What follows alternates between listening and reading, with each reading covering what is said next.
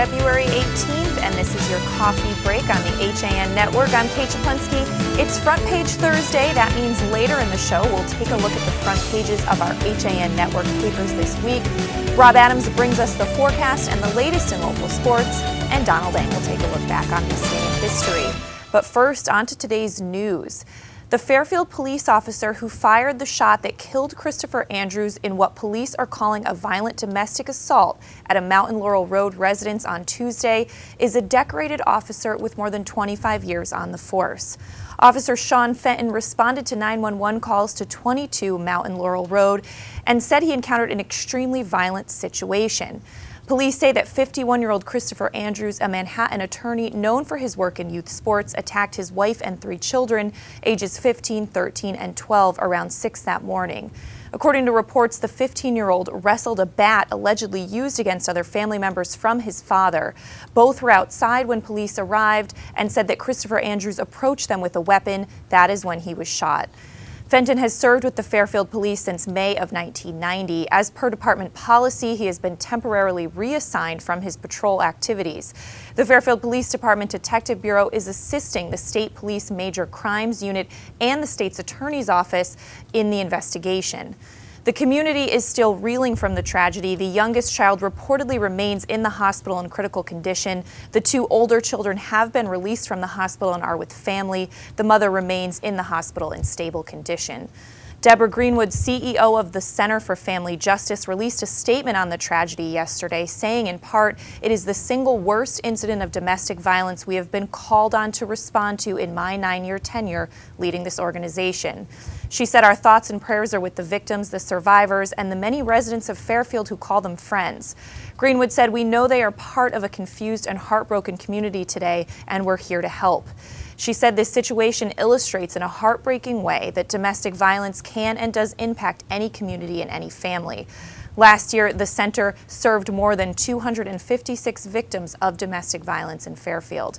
A vigil is scheduled for Sunday at 6 at the Fairfield Town Hall Green on the Old Post Road. It's sponsored by the town and the Center for Family Justice. A GoFundMe page has also been started to help the family, and as of this morning, it had reached over $100,000 in donations. In other news this morning, the Valley Independent Sentinel reports that 2 people died of suspected heroin overdoses in Derby Wednesday, prompting an alert from the Derby Police Department.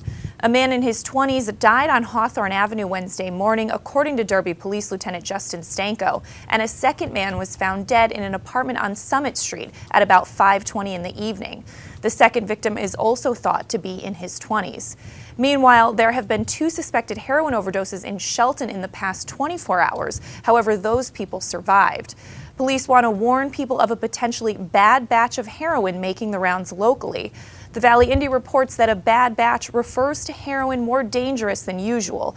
It could be that the drug is suddenly more potent than the user expected. That could be because the heroin is actually fentanyl or mixed with fentanyl. You can get more on that story at valleyindy.org.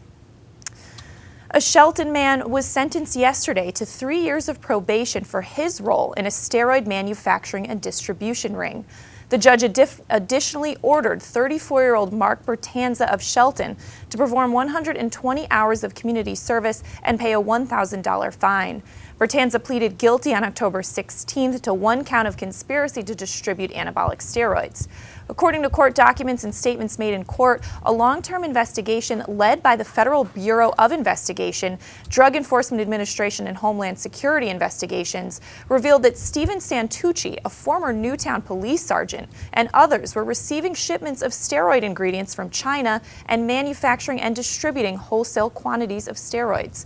The investigation also revealed that certain members of the conspiracy were also distributing prescription pills, including oxycodone as well as cocaine. Bertanza purchased anabolic steroids from Santucci and distributed them to others.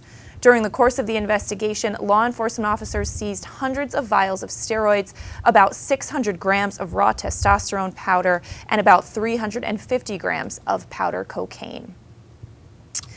Connecticut's U.S. senators are urging the German government to replace its old helicopters with new models from Sikorsky Aircraft. Senators Richard Blumenthal and Chris Murphy sent a letter on Tuesday to German Defense Minister Ursula von der Leyen urging the country to replace some 70 heavy-lift helicopters with new CH-53K King Stallion aircrafts made by Stratford's largest employer. The senators emphasized that maintaining interoperability between German and American equipment is critical for the two nations' shared military and humanitarian interests, and that Sikorsky helicopters, which are used by all 5 branches of the U.S. Armed Forces, are among the most reliable, low-maintenance, and survivable aircraft in the world. In Shelton, a proposed home-based firearms business will have to be approved by neighbors before going forward. The Shelton Planning and Zoning Commission ruled that Dan and Mike DeLuca of Shelton will have to get a signed letter from surrounding neighbors indicating that they are aware and comfortable with an online firearms store being based out of a Huntington home. The DeLucas owned MD Shooting Sports in Monroe until it closed in December. Mike DeLuca said the change from an actual gun store to an e-commerce business was a strictly financial decision. He said in Connecticut, it's almost to the point where it doesn't make sense to have a gun store because of the increased regulations. He said what we're going to do is we're taking that part out so that we can still do commerce state to state. Danny DeLuca said 85% of their store's business prior to its closing was federal firearms license transfers from state to state. That's a license that the United States gives out that enables an individual or company to engage in a business pertaining to manufacture or importation or interstate sale of firearms. Mike DeLuca said they received the approval from their neighbors and presented the board with letters. However, Shelton Planning and Zoning Chairman Ruth Parkins, along with other board members, acknowledged the letters, but said they needed to be rewritten and distributed to the neighbors again because they didn't describe what they would be selling out of their Huntington home. You can read more on that story at sheltonherald.com. But we're going to switch gears now and throw it over to Rob Adams for a look at today's forecast. Rob? All right. Hi, Kate, and good morning, everyone. A sunny day, high near 33. Wind chill values will sit between 20 and 25. Wind out of the north at 16 miles per hour. Clear night, low 16. Wind not a problem. To Friday, increasing clouds and a high near 35 with wind chills between 15 and 25.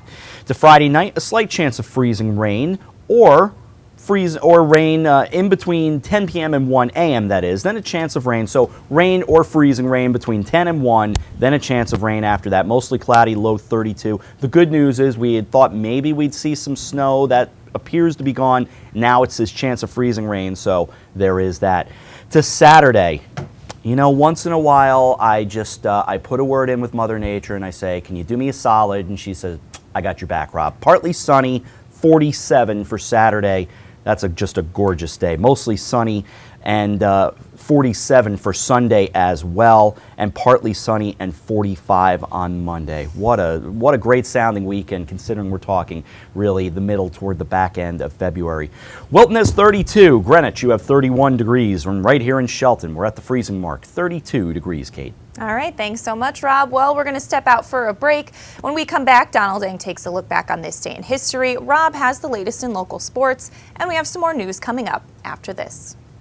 Had a sports injury that needs immediate care? Coastal Ortho Express Urgent Care gives you direct access to an orthopedic specialist quickly. Their highly trained orthopedic professionals expertly treat you without an appointment. Skiing, snowboard, or sports accident, sprain or fracture, Coastal Ortho Express can help. Coastal Ortho Express Urgent Care open Monday through Saturday in the iPark building at 761 Main Avenue in Norwalk. Call 203-845-2070 or coastalorthoexpress.com. Find them on Facebook at Coastal Ortho CT.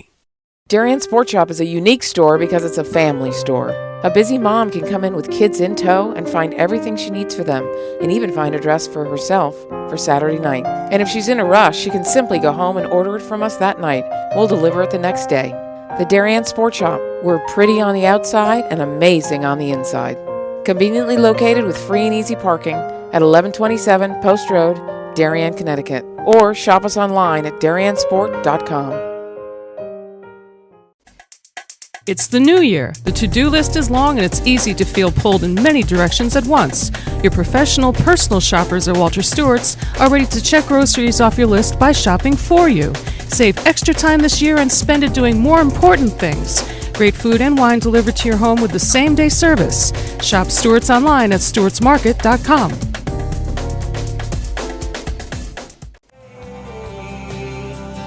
When it comes to local entertainment, we've got it all. From movies, local artists, etiquette, and more.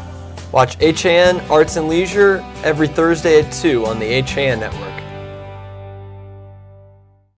Hi, I'm Rob Adams with my good friend Donald Eng, and we're the home team for Nutmeg Sports, Monday through Wednesday at 2 o'clock right here on the HAN Network.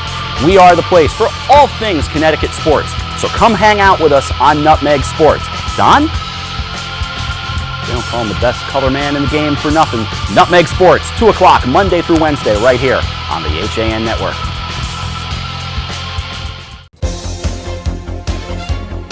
The 2016 FCAC playoffs are coming to the HAN Network. We'll have all of the big games beginning February 23rd on the court and on the ice. And we'll have it all live and streaming HD. This is your home for the 2016 FCAC Winter Championships, the HAN Network.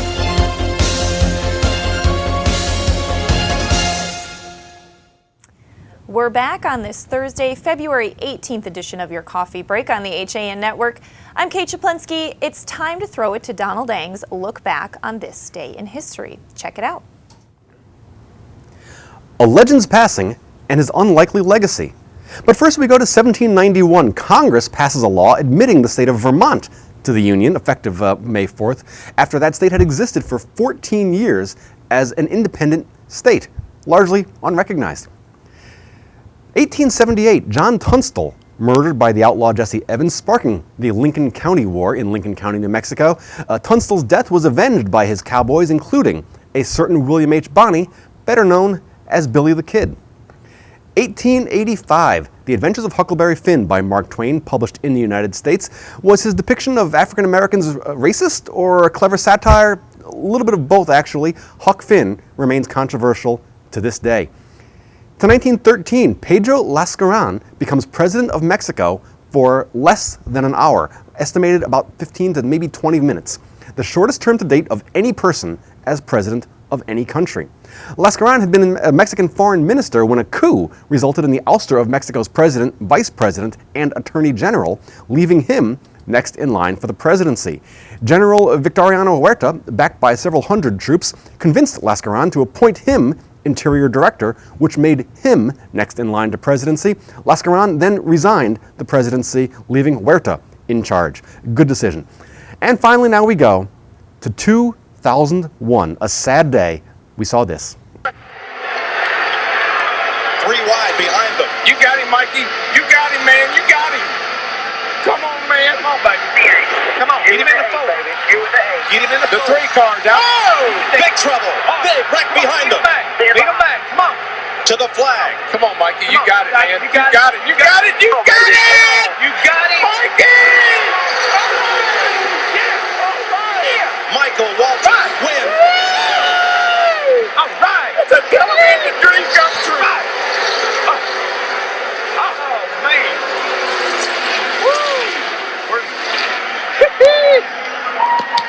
How about that? All right. How about Dale? Is he okay?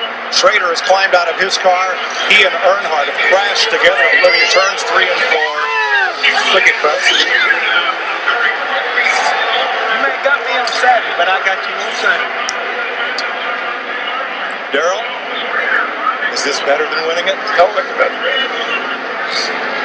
This is great. I just hope Dale was okay. I guess he's on. And of course, 2001 7-time NASCAR Cup champion Dale Earnhardt dies in an accident on the last lap of the Daytona 500. Following Earnhardt's death, NASCAR made a number of safety changes, including the mandatory use of full-face helmets and head and neck restraints, which Earnhardt had opposed after finding it restrictive and uncomfortable. That is your look back in history, and I'm Donald Eng. Thanks so much to Don. It's now time to throw it back to Rob for a Nutmeg Sports Update. Rob? Thanks, Kate. We don't talk a lot of auto racing around here, but in Don's, history segment, that was a seminal moment as auto racing goes, and wow, Hard to believe it's been that long ago, and of course the thrill of victory and the agony of defeat, as you saw from the wall trips, and then what went on with Dale Earnhardt. In any event, we turn our attention to high school sports, and we start with boys ice hockey as Greenwich and Darien met at the Darien Ice Rink as we check out the highlights. From the Darien Ice Rink, it is FCAC High School Hockey on the HAN Network. And a good afternoon, everyone. I'm Rob Adams.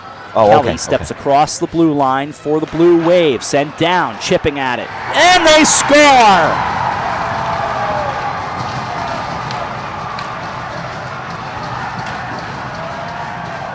Nick Bizzuto punches the air with his stick. Greenwich takes a 1-0 lead. Make that 2-1. Greenwich has 2 penalties. Darien has 1. That's what I meant to say. Down it goes, and Voigt, and then a backhander and scoring! Michael Mosian took advantage, and Greenwich a big 2-0 lead. Voigt lost the rebound for just a second. Mosian gets it on the back of the blade and shovels it in. With Voigt sprawled down, Mosian had Long Island Sound to shoot into. 2-0 Red. Take another look at this, Rob. There's the long shot. He tries to deflect it. It bounces out, and he's right there. Nothing Voigt can do. Greenwich line. Kirby sprawling on net. There's the opportunity, and they scored. DeBerardinis makes it 2-1. And what an individual effort there by Jake Kirby, fighting through several stick checks. A really smart shot. He hesitated. You could tell he thought about going upstairs first, trying to find a corner. Instead, gets the rebound. With 6. Right circle, Hazelton with 4. Into the right corner. They're going to get it back to the right point, and the Greenwich Cardinals are going to win this one 2-1.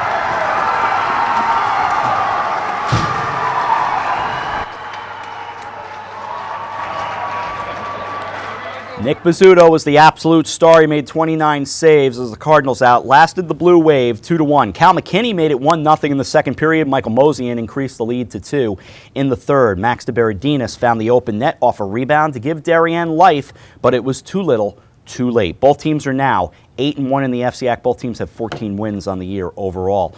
Elsewhere in ice hockey, Ridgefield shut out West Hill Stamford 3-0. It was Trinity Catholic getting by Massac 4-3. How about Trumbull and St. Joseph playing to a 1-all overtime tie? Staples West and Shelton doubled up Norwalk McMahon 6-3, and Fairfield continues their good season. They knock off Wilton 4-1. From girls ice hockey, just another day. A couple more goals for Catherine Granito as the Rams beat Simsbury 4-1 in Ridgefield over Amity 5-4. Switching things back over to boys basketball now, we go with Trumbull knocking off Stamford 54-38.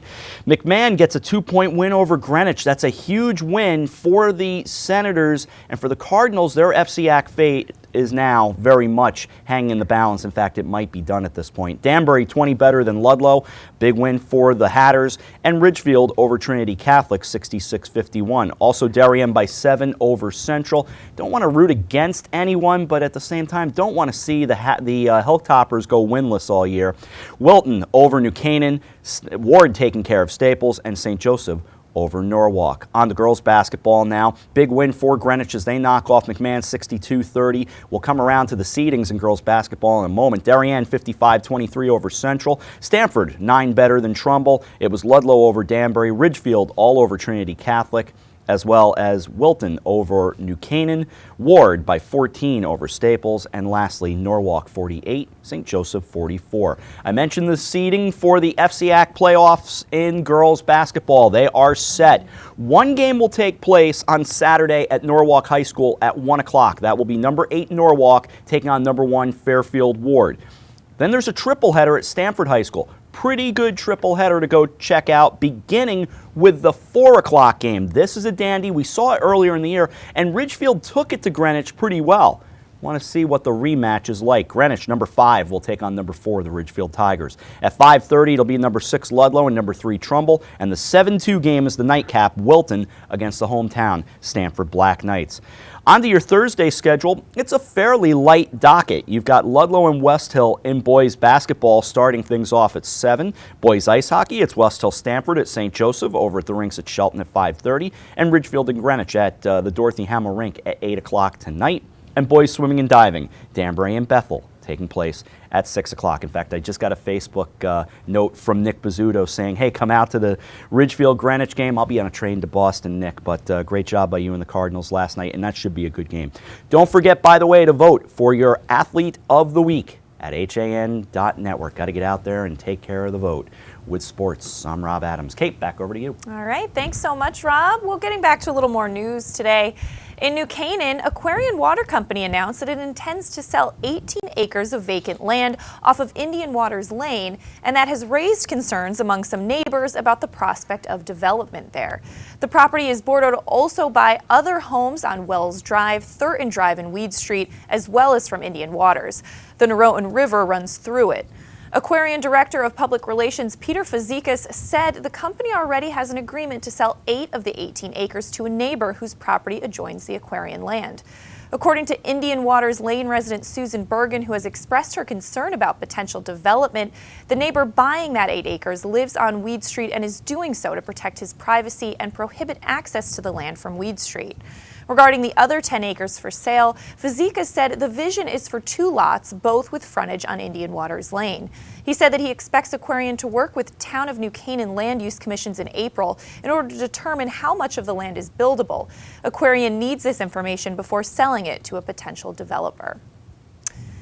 And for a Reading resident, winning a Grammy Award for Best New Age Album might not be the most important thing on Paul Averginos' mind this week. His wife, Jennifer, is expecting a child any day now.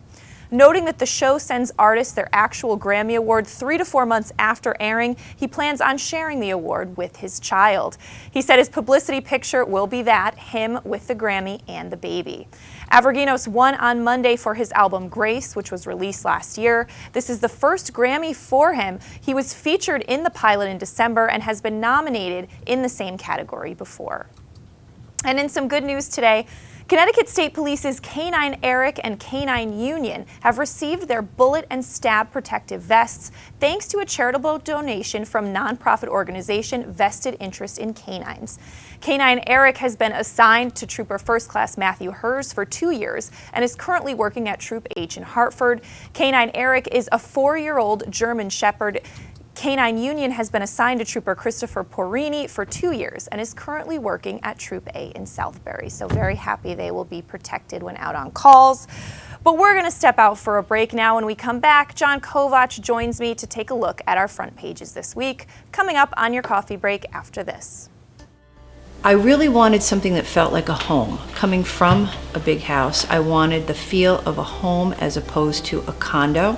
The construction is incredible, whether it's the floors, the fireplace, the moldings, the lighting. It's as peaceful as my home was in the middle of the woods. It feels like a house. It does not feel like a condo or a townhome. I feel like I'm in my house.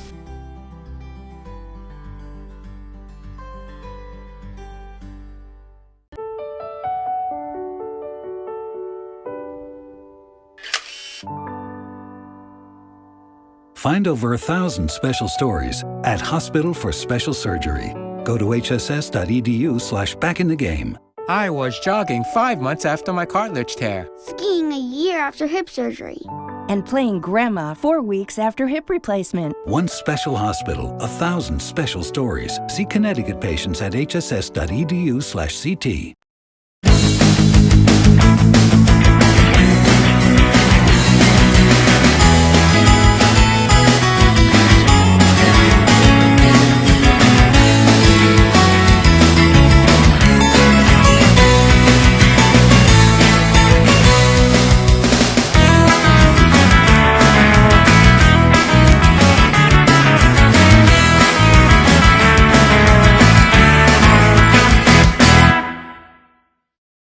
Here at the Organic Yard, we use bionutritional products in our lawn care programs, which reduces the need for fertilizers, nitrates, phosphates, and pesticides up to 80%, making a safer environment for your family and pets. With our organic lawn treatment, you'll receive vigorous, healthy plants with improved root development and better drought resistance. Enroll now in our 2016 Organic Yard program and get a free organic deer tick treatment. Call us today at 914-764-5491 or go to our website at millerslandscapinginc.com. I'm John Kovach. I'm a newspaper editor. I'm a high school football coach. I'm a television presenter, and I want you to love fishing as much as I do. Tune into Yankee Fisherman, Thursdays at 1 on the HAN network. It's like going to the tackle shop without leaving your office.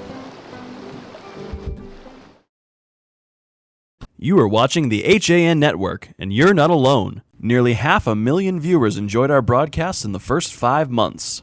Advertise on the network that reaches Fairfield County, Connecticut's most engaged audience. Contact Jessica Murrin, Advertising Director, at 203-273-7312 or email jessica@han.network. We're back on your coffee break on the HAN Network. I'm Kate Czaplinski, joined by John Kovach right now, our editorial director, to take a look at our front pages this week. John, thanks as always for joining us. Going to be looking at a lot of front pages this weekend. Yes, we are, when we head up to Boston for the New England Newspaper and Press Association convention. Always nice to compare what you're doing Yes. and end up with a lot of ink on your hands. Right, exactly. Well, what are you looking at first, John? I'm looking at jewelry that my wife will probably want on the front of the Reading Pilot, and this is a Joel Barlow student winning a gold award at the Scholastic Art Awards. A story also topping the pilot about State Senator Tony Boucher, saying she is likely to run for re-election. Those decisions will be coming down in the next few weeks. And they're looking for community support for Catwalk for a Cure. That is a fashion show at the Brooklawn Country Club in Fairfield, and that will raise money for the Norma Freem Breast Care Center. So a good cause there and a fun event. Great. All right, I'm taking a look at the front page of the Milford Mirror. A story we talked about earlier this week was a hookah lounge in Milford finally opening last month after 7 years of battling town officials on this. Stick with it. You'll get through it. 7 years. I mean, I can't believe you didn't give up. But this was, I remember, this starting. The owner kind of had to fight with town officials who said, smoking's not allowed indoors, this is unhealthy. So there was a lot of battling back and forth, but now it's open. So we'll see if any other new problems arise. And another big story, a man sentenced for sex trafficking. This happened with young girls in Milford and Stratford. He was sentenced to 10 years in jail, I believe. Yes. Yes. And a nice feature story on a young person, 11-year-old, rocking in a rocking chair for 24 hours to raise money for a school in Bridgeport for recess equipment. So I like rocking chairs. Yeah, you could fall asleep, I guess, at some point. But 24 hours. It's a wooden rocking chair. It doesn't look that comfortable. Yeah, I don't know if my back's going to stand that. Yeah. Going down to the next station to Heaven to check out the New Canaan Advertiser, and this has been a huge problem throughout the area. Water pipes bursting as they freeze and thaw and freeze and thaw and freeze and thaw as the weather keeps us on a roller coaster. And just a gorgeous panoramic shot contributed by Kelly McGarvey, and that is Grace Farms. That was the former Winsome Farms. There was a huge debate whether the town should purchase it or not, what it should be used for. A church now owns the religious organization. They've opened it to the public, and that's just a great shot, the cross-country skier. And this structure that they've built that follows the rather sweeping landscape and terrain through that horse farm, right at the border of Vista and New Canaan. Just a beautiful spot there. Gorgeous. All right, well, I'm taking a look at the Ridgefield Press this week. The school superintendent there seeking a budget increase of 6.16%. Of course, that's a proposal for next year. I'm sure that'll change as the budget process goes on. And a grant from the state, a $2 million state grant that will go to improvements in the Branchville area of Ridgefield, seeking to make it more walkable, which if you know anything about Branchville, it's a long, busy Route 7. It is not walkable whatsoever. Not at all. But there is a train station there. It would be nice if they created some, development there that would make it more walkable. Yeah, they talk a lot about transit-oriented development, but where that train station is, it's really back there. It's next to nothing. Yes, very busy next to some homes on one side and Route 7 on the other. Yeah, I fail to even see how it's convenient to the train station, to be honest with you, or to the train tracks, I mean. But right. Taking a look at the Darien Times, 4% cut by the Board of Selectmen before approving their budget request for fiscal 2016-17. That now goes to the RTM. The town looking to save money and energy with LED street lights that you've seen a lot of towns go to. It's certainly a different light. But speaking of a different light, just a beautiful photo by Laureen Valenti of some pond hockey there. Hockey Day in America coming up on Saturday, and Hockey Week on the HAN network coming up as the FCAC playoffs are about to start. We'll be seeing a lot of rinks, a lot of skates, and a lot of sticks over the next few weeks. Yeah. All right, John, well, I'm taking a look at the Shelton Herald. Interesting report that so far this winter, Shelton officials have responded to 50 reports of pipes bursting, which I know we've heard a lot about over the weekend when temperatures dropped below zero. And that included happening at a Canal Street building. A pipe burst due to the cold weather. Story we just talked about on Coffee Break, residents proposing a home-based internet gun store, an e-commerce business. But first, according to planning and zoning, they have to get approval from all of the neighbors surrounding them that they're okay with that business. Yeah, I'm not sure I've ever seen that where they had to get, you know, a sign off from all of the neighbors. I've seen where you've had to notify the neighbors.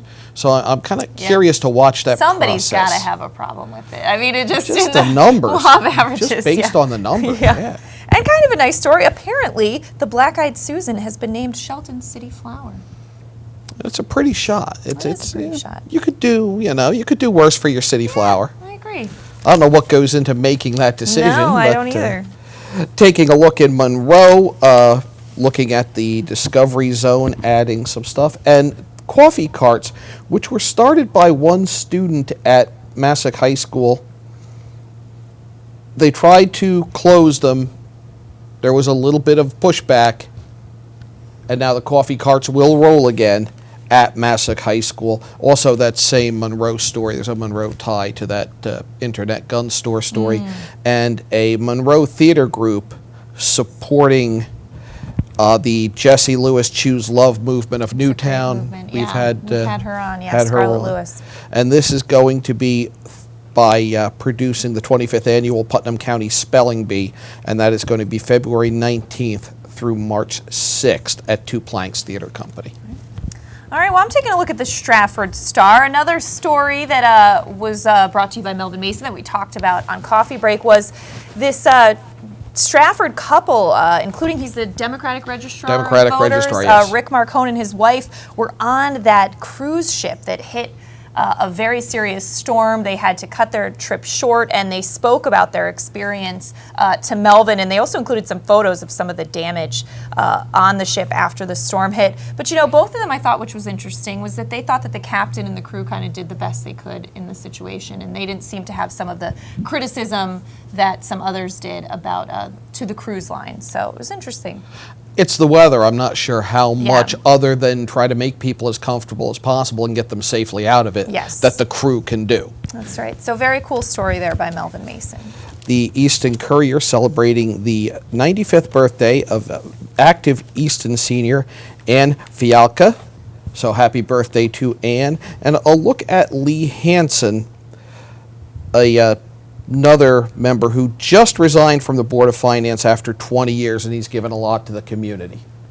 Great. All right, John, I'm taking a look at the Trumbull Times this week. Great photo of a beach celebration at the Trumbull Library. Very cute seahorse face paint. Look at that. That is some creative face painting right there. That really is. I like it. As well as some big news in the Trumbull budget proposal that Tim Herbst presented, eliminating 4 positions, and all of those would be in the Parks Department. Now, this is interesting because last year Tim Herbst proposed a Director of Parks and Recreation, a new position he created in last year's budget.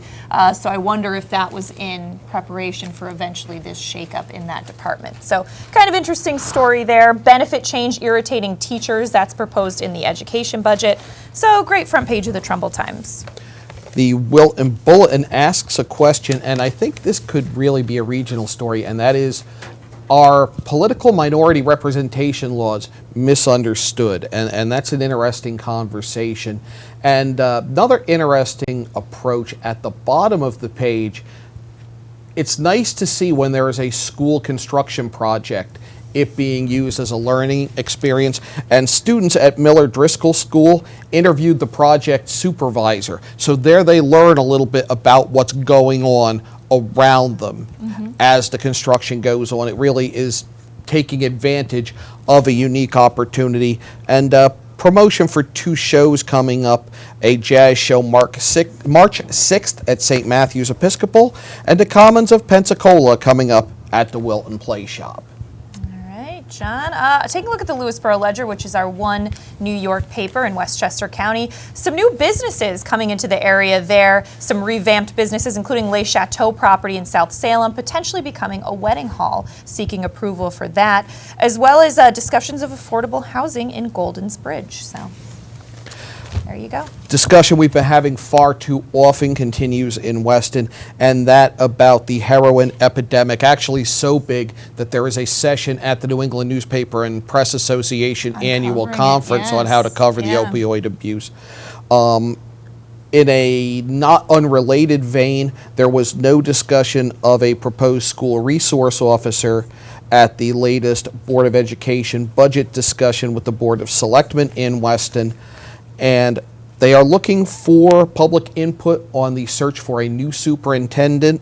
Colleen Palmer, formerly superintendent in Monroe, left for Weston. Now she's leaving Weston for Westport. All right, John. Well, thanks as always for joining us for a look at the front pages. I know we have Yankee Fisherman coming up at 1 o'clock today. We are going to look ahead to the Springfield Sportsman's Show.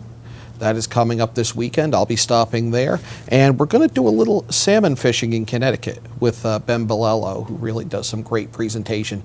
Tremendous casting instructor and a tremendous tire. Very cool. All right, John, thanks. And HAN Arts and Leisure coming up at 2 today, so it's a busy day.